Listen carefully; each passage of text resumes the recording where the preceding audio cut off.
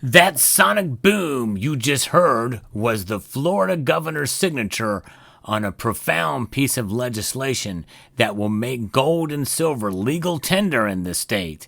Let's talk about what happened and why there is a problem lying ahead as we explore.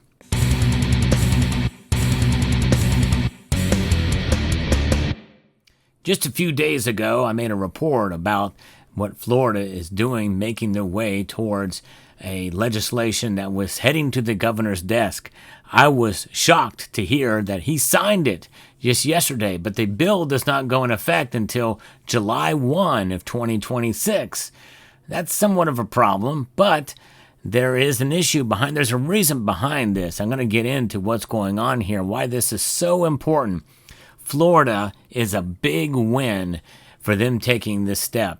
It is a big step, according to Fox 13 News, towards making precious metals just as useful as cash.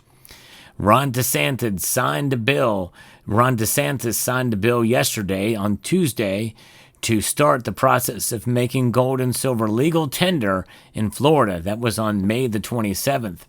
Starting in July the 1st of next year, 2026, the bill requires all coins to be stamped with weight, purity, and mint of origin. That means things like this would not be legal tender. This is a self-poured piece of silver, and that would not do. Now, what about things like this? My recent purchase from Liberty Lobby. Is that a mint of origin? I don't see a mint of origin on this thing. That's a problem.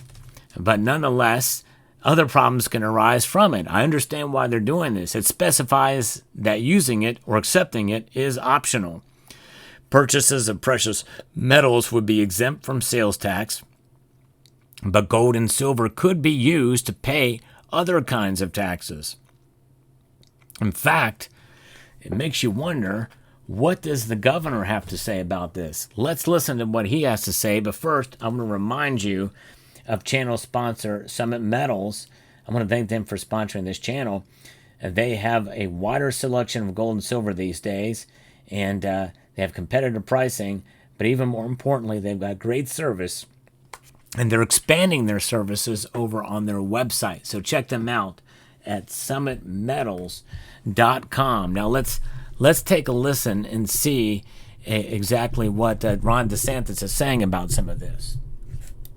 We've really led the way on protecting your economic independence and your financial sovereignty. The governor argues metals are a protection against a falling dollar, which he sees as a risk given perennial deficit spending in Washington.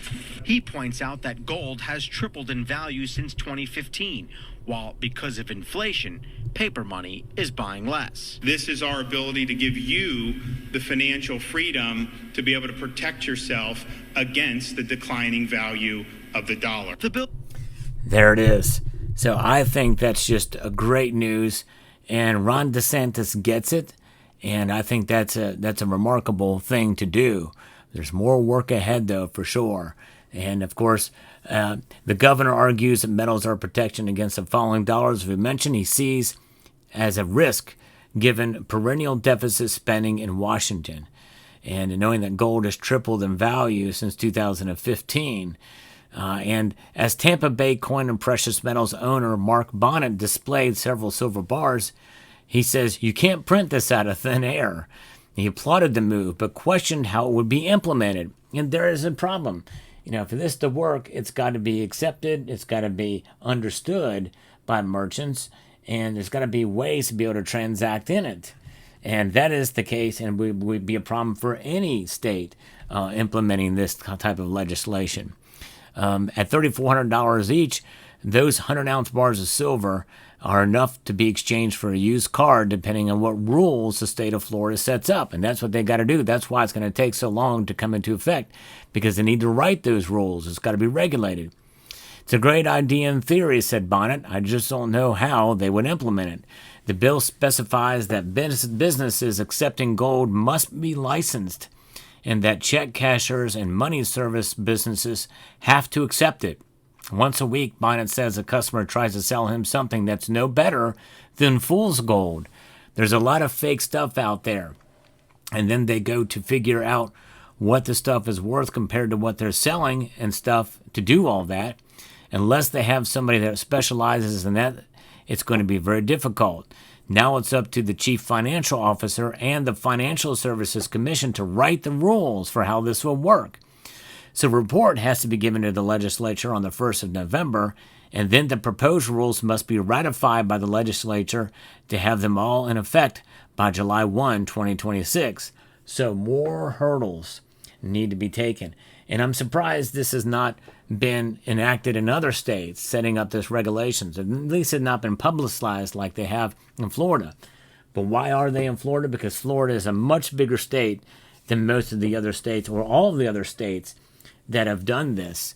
So this is why this is such a big deal. This is why it's a seismic move to the plus side in the revolution for sound money. This is a huge battle, but they've gone across enemy lines now and are taking ground.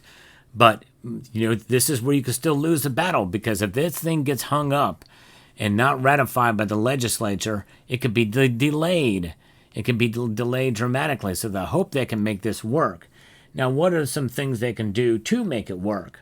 Well, I think a good start is what they mentioned in the legislature. It's got to be stamped with the weight and purity. I think that's reasonable. And maybe even from a reputable mint, which means you probably could not use pieces like this or pieces like that, because they're not really, even though this is a fairly well-known or fairly known, I guess, a vintage silver piece, it is not really tied to any specific mint, just as this is not. It's privately issued, but they're not marked.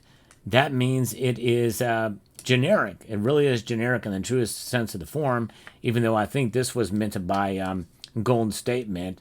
I can tell by the stylings.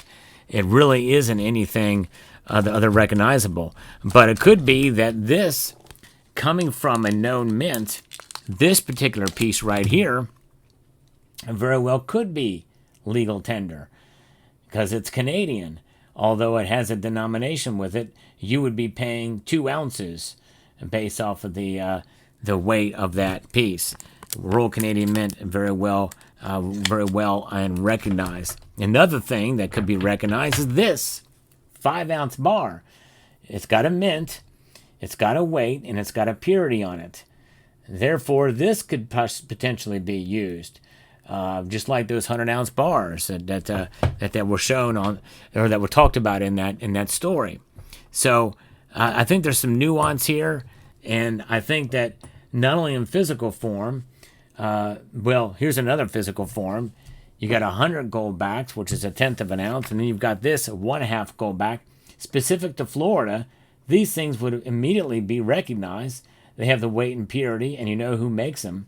So these are one way that you can do to transact them, an easy way. Goldbacks, as long as the exchange rate is honored. That's really what makes a goldback special. It's not necessarily because they're high premium gold Arium notes. It's that they respect that exchange rate, which, by the way, has doubled in about a year or so. So there's that. All of that to take over the falling dollar. And I tell you what, that's a good problem to have in a sense. Now, the other thing that could be done is the state of Florida could set up their own reserve and set up debit cards that are backed by gold and silver at that depository, like other states are talking about doing.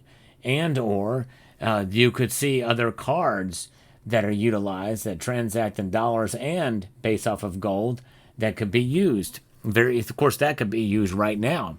In other words, the transactions would be in dollars, but those dollars are backed by gold or silver and the spot price of that gold and silver. Now, so this is the latest news, signed by the governor. Good news. This is a huge step, but it's not over yet. There are problems that need to be worked out. And what I like to do here is give you the latest news in the world of precious metals. So if you enjoy what I do here, I hope you will consider subscribing to the channel. I post daily videos. I like to be on top of the latest news. And what's happening in Florida is a huge deal. This is the big news. And I have been the most consistent channel on this platform that has covered topics of what I call the revolution for sound money and the fight for sound money. And this is a huge win for the state. So there you have it. And I've showed these coins here. These are modern bullion coins in proof version. But these are what were actually used as money at one time. This is the foundation for that coin there, the Walking Liberty $50. This circulated in time. This was the largest denomination gold coin, which did not circulate as frequently, but indeed it did circulate back there in the day. And that was the foundation for that coin there. So there you have it. Gold and silver are money, no matter what. And I'm glad the governor of Florida and the legislature recognized it as such. A big thing. Time to celebrate, but a time to batten down the hatches and hope that the regulators that write the rules do a good job and make it simple and easy for merchants and folks alike. With that being said, I'd like to extend a multitude of gratitude to each and every one of you for taking the time to watch and encourage you to please rate, share, comment, and subscribe.